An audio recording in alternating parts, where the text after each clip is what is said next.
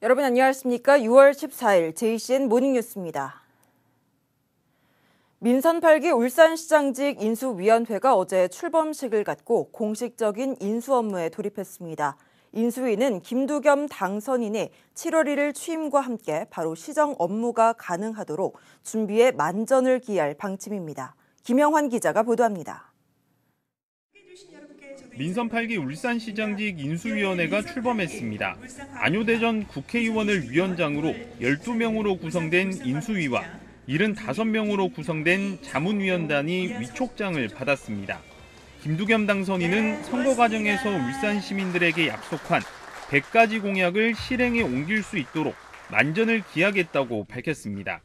또 윤석열 대통령과의 소통을 통해 정부의 적극적인 지원을 받고 울산의 위상을 높이는 데 주력하겠다고 강조했습니다. 실행을 옮길 수 있도록 제가 최선을 다할 겁니다. 우리 관계 공무원들하고도 잘 이렇게 협의를 할 것이고 시민에게 드린 약속은 제가 꼭 지키도록 노력을 하는 것은 당연한 거고. 인수위는 기획조정실을 시작으로 공기업과 출연기관까지 시정 현안 업무를 보고받게 됩니다. 울산시는 기획행정과 경제산업 노동 등 8개 분과로 시정을 나누고 6월 27일까지 실국 본부별로 현안 업무 위주의 보고를 할 예정입니다. 인수위와 당선인은 업무 보고 기간에 현장 시찰에도 적극 나설 계획입니다. 송전탑 민원 현장과 현대차, 강동 관광단지와 방구대 안각화 등 14개 주요 현장을 방문할 예정입니다. 답은 현장에 있다. 그래서 앉아서 제가 행정 업무를 행하지는 않을 겁니다. 우리 인수위원회 하면서도 꼭 필요한 부분이 있으면 현장 방문을 여러분과 함께 하겠다는 말씀도 드립니다.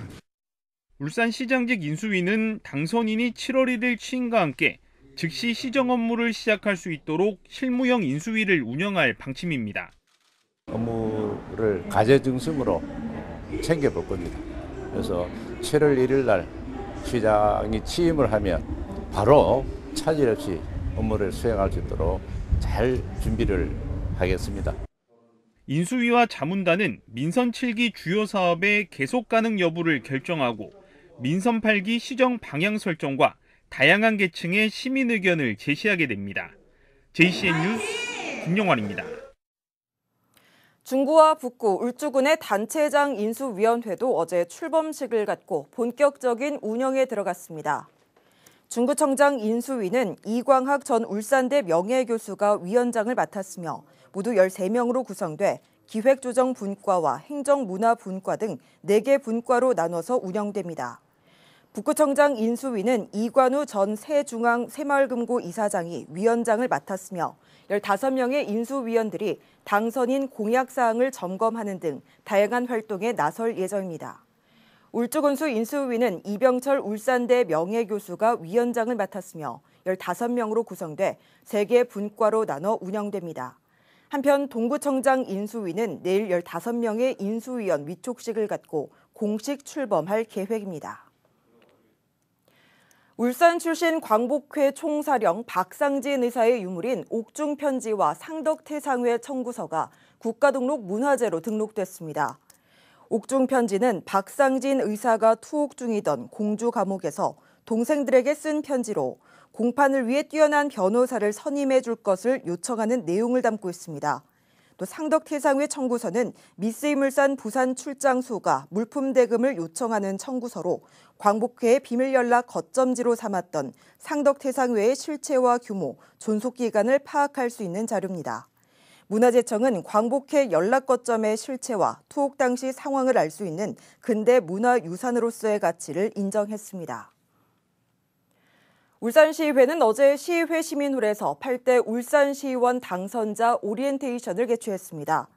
시의회는 당선자 22명에게 시의회 기구와 직제, 회기 운영과 입법, 정책 활동에 필요한 사항을 안내하고 재산 등록과 겸직 신고, 의원의 권한과 의무에 대해 설명했습니다. 8대 울산시의회 의장단과 상임위원장단은 7월 7일에 열리는 임시회에서 선출될 예정이며 8일 개원식을 갖고 본격적인 의정 활동을 시작하게 됩니다. 진보당 울산시당은 어제 기자회견을 열고 온종일 아동돌봄 통합지원조례 제정에 대해 환영의 입장을 밝혔습니다. 진보당은 15,000여 명의 주민 발의로 추진된 온종일 아동돌봄 통합지원조례가 시의회를 통과했다며 돌봄 당사자들의 어려움과 돌봄 사각지대를 해소하고 사회 책임을 강화하는 데 기여할 것으로 기대된다고 밝혔습니다. 진보당은 지자체와 학교, 마을이 함께 아이를 돌볼 수 있는 시스템을 조속히 마련할 것을 울산시에 촉구했습니다. 경동도시가스가 공정거래위원회가 선정하는 소비자 중심 경영 인증을 6차례 연속 획득했습니다. 경동도시가스는 지난 2012년 울산 지역 최초이자 도시가스 업계 최초로 소비자 중심 경영 인증을 획득한 이후 지속적으로 소비자 편익 제고 활동을 펼쳐 이번에 6번째 연속 인증을 획득하는 쾌거를 거뒀다고 밝혔습니다. 공정거래위원회의 소비자 중심 경영 인증은 얼마나 체계적이고 세밀하게 소비자 중심 기업 활동을 하고 있는지를 평가해 인증하는 제도로 경동도시가스의 경우 효율적인 소비자 관리와 고객 지향적인 경영 성과가 큰 것으로 평가됐습니다. 지난 7일 화물연대가 무기한 총파업에 들어간 이후 울산 지역 산업 현장에서도 피해가 속출하고 있습니다. 지역 산업의 타격이 점차 확대되자 울산 상공회의소가 나섰습니다. 파업을 중단하고 양보와 협력을 통해 해결할 것을 촉구했습니다. 보도에 박정필 기자입니다. 화물연대 무기한 집단 총파업이 시작된 것은 지난 7일. 우크라이나 사태와 상하이 부분 봉쇄 조치에 이어 화물연대 집단 소송 거부까지 더해지면서 지역 기업들의 부담이 가중되고 있습니다. 정확한 피해 현황을 파악하기는 어렵지만 생산 가동률이 절반에 그치고 특히 석유화학 단지는 일부 공정 라인의 가동이 멈추는 등 물류 피해가 주력 산업 전체로 확산되고 있습니다.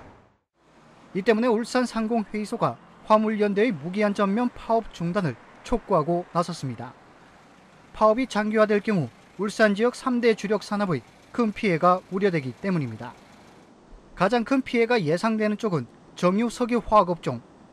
원자재 확보 어려움으로 공장 가동 중지 사태까지 이른다면 피해 규모는 눈덩이처럼 불어날 전망입니다. 석학 원료 수급이 어려우면 불가피하게 공장 가동이 중지되어 생산 손실이 발생하며 이에 따른 제품 출하 지연으로 대외 신뢰도 하락은 물론 업계 피해가 확산될 우려가 큽니다. 자동차 업종은 원활한 부품 공급이 안 될 경우 완성차 출하와 탁송 문제에 이어 자금난으로 인한 영세한 2, 3차 부품 업체의 줄도선이 불가피할 것으로 내다봤습니다. 또 조선업종은 현재 재고가 모두 소진되면 실적 개선에 악영향을 미쳐 최근 회복세로 돌아선 조선업 재도약에 걸림돌이 될 것으로 우려했습니다. 운송 중단 장기화 시 긴 어려움을 극복한 지역 주력 산업 회복세의 부정적인 영향은 물론 산업 전반의 직접적인 막대한 피해와 함께 기업들의 대외 신뢰도 하락으로 이어져 기업 경쟁력 악화가 우려됩니다. 상인은 화물연대의 집단 운송 거부를 철회하고 정부와 이해관계자들과의 대화를 통해 문제를 해결할 것을 제안했습니다. 지역 산업계 동향을 지속적으로 모니터링하고 집단 운송 거부로 인한 기업 경영 애로를 적극적으로 수렴해 산업 현장이 정상화될 수 있도록 검토 건의하겠습니다. 정부는 지난 12일 화물연대와 4차 협의를 진행했지만 서로의 입장 차이를 좁히지 못한 상황. 자칫 파업이 장기화될 경우 울산 지역 경제에 큰 타격을 줄 것으로 예상되는 만큼 서로가 그 어느 때보다 양보와 협력을 통한 상생의 노력이 절실한 때입니다. JCN 뉴스 박정필입니다. 화물연대 총파업이 일주일째 이어지면서 울산경찰은 현재까지 모두 109대의 물류 차량을 호송했습니다. 울산경찰청은 화물연대 파업이 시작된 지난 7일부터 어제까지 모두 34차례에 걸쳐 물류 차량 109대를 경찰의 호위 속에 호송했다고 밝혔습니다. 울산의 주요 항만과 대기업 사업장 앞에서 집회를 이어가고 있는 화물연대 울산지역본부는 어제 오후에는 반도체용 고순도 황산을 생산하는 고려아연과 LS 니코동재련에서 선전전을 벌였습니다. 울산의 29개 시민단체도 화물연대 총파업을 지지하며 화물 노동자의 생존권이 달린 안전운임제 일몰제를 즉각 폐지하라고 요구했습니다. 울산 지역 기름값이 사상 최고치를 돌파했습니다. 한국석유공사 유가정보서비스 오피넷에 따르면 13일 기준 울산 지역 주유소의 휘발유 평균 가격은 리터당 2,056원, 경유값은 평균 2,057원으로 모두 역대 사상 최고치를 기록했습니다. 울산 지역 휘발유 가격은 4주 연속, 경유 가격은 5주 연속 상승세를 보이고 있습니다. 울산시가 교통사고 발생이 잦은 8개 지역을 대상으로 교통안전시설 보강 사업에 나섭니다. 대상은 울산 문화예술회관과 동구 홈플러스, 중구 울산 MBC와 북구 울산경제진흥원 등 7개 교차로와 중구 태화로 사거리에서 삼익 세라믹 아파트까지 1km 구간 등 모두 8곳입니다. 울산시는 8억 4천만 원을 투입해 차선 변경과 노면 표시, 도로 표지판과 신호 등 과속 신호 위반 단속 카메라 등을 추가로 설치할 계획입니다. 제30회 오영수 문학상에 김혜란 소설가가 선정됐습니다. 오영수 문학상 운영위원회는 지난 3일 예심을 통해 올라온 4편의 작품에 대해 심사위원회를 열고 김혜란 작가의 단편 소설 좋은 이웃을 만장일치로 선정했습니다.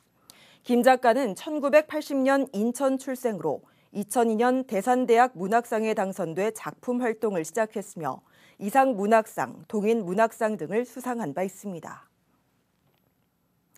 울산시 아파트 입주자 대표회 연합회의 올해 정기이사회와 단합대회가 지난 12일 남구 가련가든에서 열렸습니다.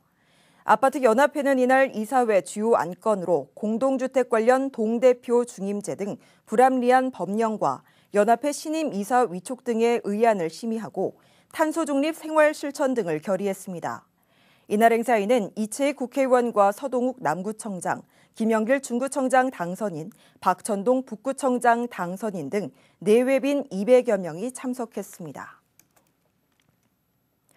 오늘은 국가기념일인 헌혈자의 날입니다. 헌혈의 중요성을 알리고 헌혈자에 대한 예우를 강화하기 위해 지난해 연말에 처음 제정되고 올해 첫 기념일을 맞았는데요. 시민들의 헌혈 참여를 독려하기 위해 울산혈액원이 다양한 행사를 마련했습니다. 보도에 김나래 기자입니다. 울산시청 앞 햇빛광장에 마련된 헌혈버스에 사람이 가득 찼습니다. 공공기관 사랑의 헌혈 릴레이 행사에 참여하기 위해 공무원뿐만 아니라 일반 시민들의 발걸음도 이어졌습니다.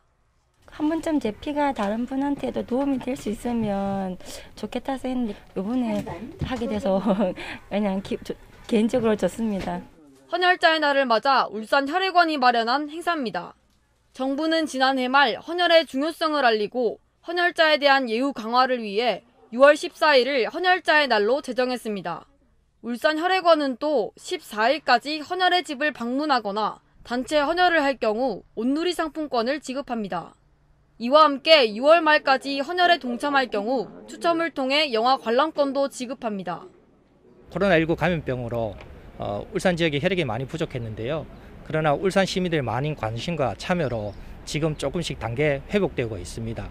다시 한번 울산 시민들에게 감사드리며 지속적인 헌혈 참여 부탁드립니다.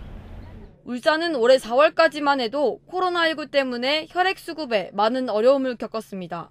코로나 이전 2만 명대를 보였던 헌혈 실적이 올해 17,000명 선까지 낮아졌습니다. 다행히 사회적 거리두기가 전면 해제된 지난달부터 회복세를 보이며 적정 보유량인 5일분을 유지하고 있습니다. 소중한 생명을 살리는 데 필요한 시간은 약 15분. 시민들의 적극적인 동참과 관심이 필요할 때입니다. JCN 뉴스 김나래입니다. 국민의힘 이채익 국회의원이 지방체육회가 수입 사업을 할 수 있도록 하는 내용을 담은 국민체육진흥법 일부 개정 법률안을 대표 발의했습니다. 이 법률안은 지방체육회가 휘장권과 상표, 워드마크 등 지식재산권을 활용한 수익 사업을 통해 효율적인 체육진흥 사업을 수행하는 내용이 담겼습니다.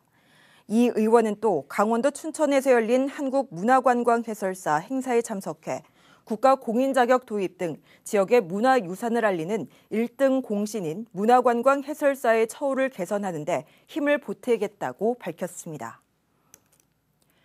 제4기 울산 백인의 앞바다한 발대식이 지난 11일 울산 박물관에서 열렸습니다.